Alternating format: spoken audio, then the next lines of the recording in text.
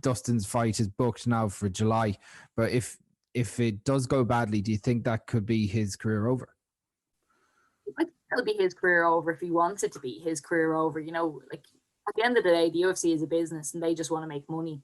And even if Conor went on a several fight losing streak, the UFC will still keep booking fights for him because they know that when he fights, they're going to get people interested. I think one of the big things that happened for Conor, as well as being like super famous and, you know, having everything that he wants at his disposal, I think at a certain point, bar maybe Khabib, everybody who was left in the UFC wasn't really on his level for a while. And I think for a while he was kind of going, oh, well, like I'm much better than everybody. Like, oh, you know, I beat Dustin fast. I beat Eddie fast. Like, I beat, like, you know, all these guys fast. You know, Nate's like not on the scene anymore. Like do I really have to work? I'm so much better than these guys. Like, and I definitely think the Porier fight would have been a massive wake up call for Conor. And I think you'll see a much improved version, or if not a much improved version, a much more disciplined, determined version than in the last Porier fight.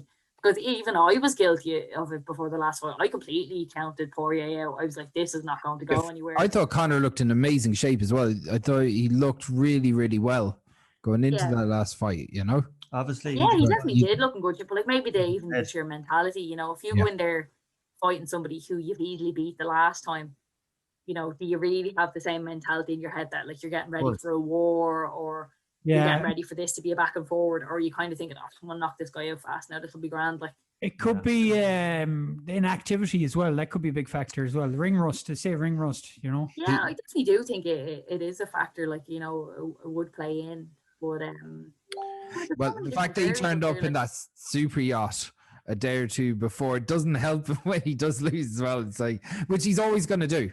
Conor McGregor's always going to turn up in a super yacht now. That's that's his mode of transport. Yeah, now, super yacht. Why wouldn't he? I was trying to avoid COVID, didn't want to fly, you know. Yeah.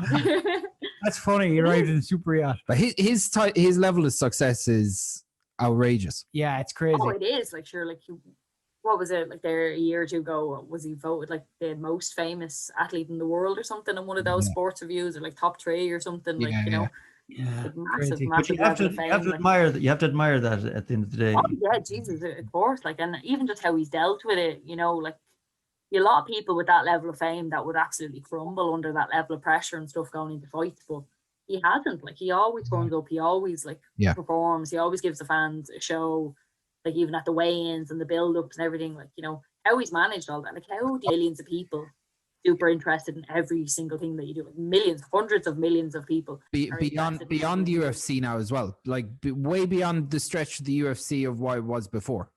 Oh yeah, Jesus, like sure, he's nearly more famous than the UFC. Like the people have no idea what the UFC is, but know who Conor McGregor is. Like, you know, he's nearly elevating the sport, like the Mayweather fight and stuff, like transcended into boxing. Then like that became a massive thing. Like, I just don't know how anybody would cope with that level of pressure and success and everything as well as he has. Like, yes, 100% he's made plenty of mistakes. I'm not going to say that he's not, like, you know, of course, able to deal with all that. You know, there's plenty of people who find themselves like thrown into these kind of fame and money and all that, and like they don't last any length of time, whether it's like through like drugs or nervous breakdowns or whatever. Like, it's such an extreme level of scrutiny to be under. Like everything about him is scrutinized, like whether he does mess up, which he often does, or whether he's not messing up at all. It's like people are waiting for him to do something else. Of course. Well, he hasn't done anything. It's a crazy spotlight you're under. Yeah, it's a bizarre one. And if you go look, if people are looking for something to pick on, they'll find something. Yeah. Everything, like, you know, he looked in great shape, then he puts up a picture another day, oh, he looks fat in that picture, you know. Oh, he must be training. Oh, did you see him in that picture? He looked like he was out partying. Oh, you know, like, it's crazy. It's just like so much, like, you know. All right, guys, if you enjoyed this video, please hit the like button and subscribe to the Dead Hedgehogs YouTube channel. Look, guys, and thank you very much for your support. And if you would like to support us a little bit more, you can always become a patron. The link is in the description. Cheers, guys.